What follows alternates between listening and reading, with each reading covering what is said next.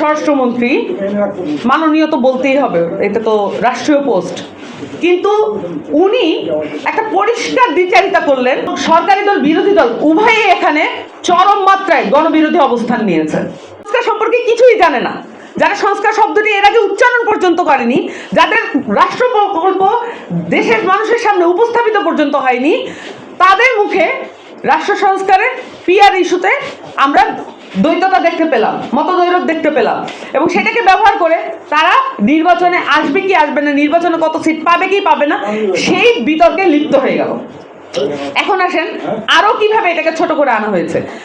যিনি এখন মাননীয় স্বরাষ্ট্রমন্ত্রী, মাননীয় তো বলতেই হবে, এটা তো রাষ্ট্রীয় পোস্ট, কিন্তু উনি একটা পরিষ্কার দ্বিচারিতা করলেন এবং সেটা দেশের মানুষের সামনে।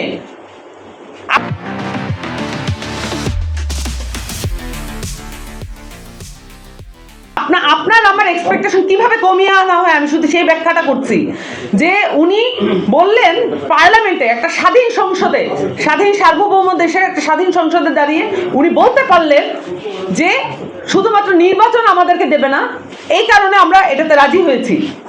এরকম মানে ধৃষ্টতা কিভাবে সম্ভব একটি স্বাধীন দেশের পার্লামেন্টে দাঁড়িয়ে? যদি একটি দলের নির্বাচন প্রয়োজন হয়, নির্বাচন অবশ্যই দেশের প্রয়োজন, কিন্তু তার জন্য দেশের যে একটি সার্বভৌমত্বের অংশ কি শুধু আমাদের সীমান্ত?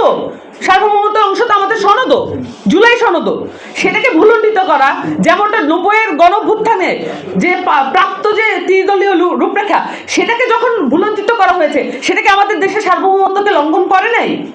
মুখে বলবে সার্বভৌমত্বের কথা, কিন্তু আমার সামাজিক চুক্তি, আমার রাজনৈতিক চুক্তি, আমার রাষ্ট্রনৈতিক চুক্তিকে আপনি বরখেলাপ করবেন আপনার সুবিধার জন্য, আপনার পাওয়ারে আসার জন্য, সেটা তো আমি হতে দেবো না, সেটা তো আমরা মানতে পারি না। এবং এভাবে করে আমাদের যে আকাঙ্ক্ষা সেটাকে কমিয়ে আনা হচ্ছে। এখন আমরা আলাপ করছি, দেখেন যে সংবিধান সংস্কার পরিষদের শপথ পর্যন্ত নেওয়া হলো না, এবং সংবিধান সংস্কারের আলাপটা পার্লামেন্টে আমরা দেখতে পাচ্ছি না, এবং সরকারি দল বিরোধী দল উভয়ই এখানে চরম মাত্রায় গণবিরোধী অবস্থান নিয়েছে। এবং এরপরেও সংবিধান সংস্কার পরিষদের আলাপটা এখন চলে গেছে সংবিধান সংশোধন কমিটিতে। এই সংবিধান সংশোধন কমিটি দেশের মানুষের সামনে কি লাইভ টেলিকাস্ট হবে? এই কমিটির আলাপ হবে না। তার মানে আরও একটি, যেখানে বিরোধী দলের কোনো সদস্য উপস্থিত থাকবেন না, আরও একবার এমন একটি সংকটে বাংলাদেশকে নিমজ্জিত করা হয়েছে যে সংকটটা একেবারেই অপ্রয়োজনীয়। এখন আসলে সম্ভাবনার পথ, সম্ভাবনা শুধু এতটুকুই যে যারা যা বলছেন তারা সেটা করুন, যারা যেটা প্রমিস করছেন দেশের মানুষকে তারা সেটা করুন। জাস্টিস এনশিওর করতে নিজেদের পলিটিশিয়ান পরিচয়টাকে ভুলে গিয়ে আপনারা মানবিক হয়ে উঠুন। এই দেশের সংকট এই জুলাই সনদের মধ্যে যেমন নিহিত আছে, তার বাইরেও এই যে সংস্কার যে কমিটিগুলো হয়েছিল 12টি, সেই প্রপোজালের মধ্যেও নিহিত আছে। এই প্রপোজালগুলো নিয়ে আলাপচারিতা হওয়া প্রয়োজন, এবং এই প্রপোজালগুলো ইমপ্লিমেন্টেশন হওয়া প্রয়োজন।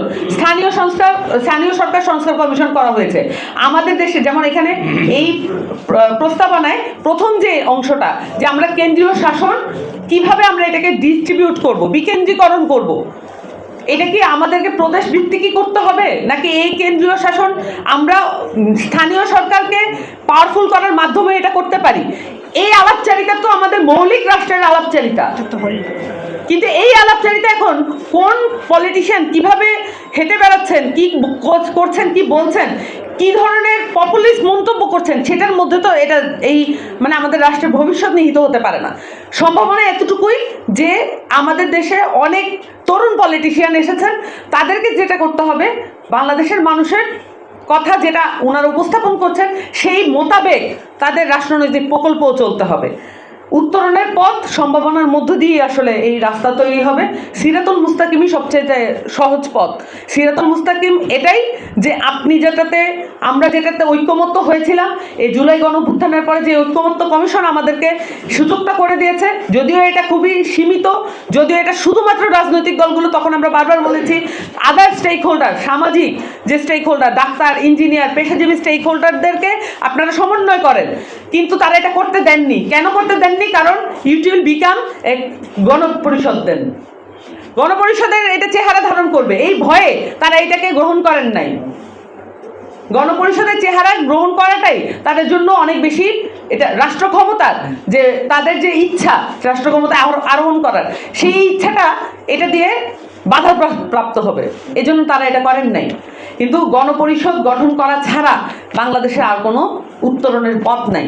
তো সামনের দিনের যে রাজনৈতিক পথ চলা, এখন থেকেই বলছি যে আশা আকাঙ্ক্ষা আমরা যেটাকে ধারণ করছি সেই আশা আকাঙ্ক্ষা যৌক্তিক হওয়া প্রয়োজন, এবং আমাদের আশা আকাঙ্ক্ষা ক্রমাগত কমিয়ে ফেলার ব্যাপারে একটা জাতীয় রাজনৈতিক ঐক্যমত্য হয়েছে কিছু দলের মধ্যে। আমাদের আশা আকাঙ্ক্ষা কমিয়ে ফেলা যাবে না, এবং সামনের লড়াইটা খুব পরিষ্কার, এটা আমাদের বাংলাদেশের লড়াই যে ঔপনিবেশিক আইন, ঔপনিবেশিক রাষ্ট্র কাঠামো এবং গণপরিষদ গঠন, এগুলো হচ্ছে আমাদের একদম ফান্ডামেন্টাল ইস্যুস। সকলকে সেই লড়াইয়ে আহ্বান জানাচ্ছি।